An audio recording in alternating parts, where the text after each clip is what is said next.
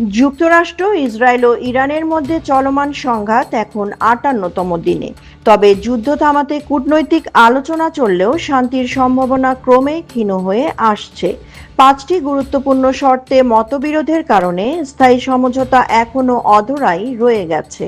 প্রায় ২ মাস ধরে চলা সংঘাতের মধ্যে শান্তি আলোচনায় বড় ধরনের অগ্রগতি দেখা যাচ্ছে না।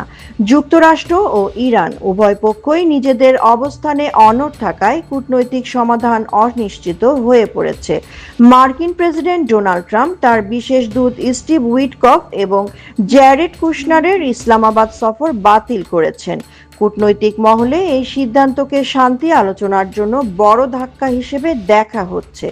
অন্যদিকে ইরানের পররাষ্ট্রমন্ত্রী আব্বাস আরাকচি পাকিস্তান সফর শেষে দেশে ফিরেছেন। সফরের সময় তিনি মধ্যস্থতাকারীদের কাছে একটি সম্ভাব্য শান্তি কাঠামো তুলে ধরেছিলেন বলে জানা গেছে। আলোচনায় প্রধান ৫ বাধা: ১. পারমাণবিক কর্মসূচি, ২. ইউরেনিয়াম মজুত, ৩. হরমুজ প্রণালী ও বন্দর অবরোধ, ৪. আটকে থাকা অর্থ ফেরত, ৫. যুদ্ধের ক্ষতিপূরণ।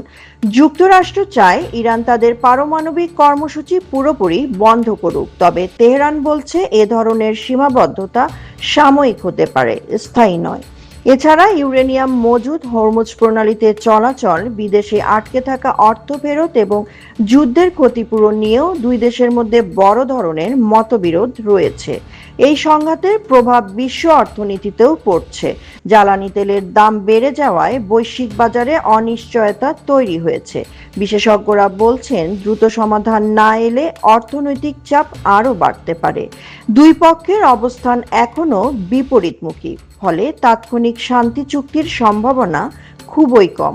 মধ্যপ্রাচ্যের এই সংঘাত কোথায় গিয়ে থামবে তা এখনো অনিশ্চিত। তবে আলোচনার দরজা পুরোপুরি বন্ধ হয়নি বলেই মনে করছেন আন্তর্জাতিক বিশ্লেষকরা। সাদিয়া রহমান, আন্তর্জাতিক ডেস্ক, বার্তা বিচিত্রা।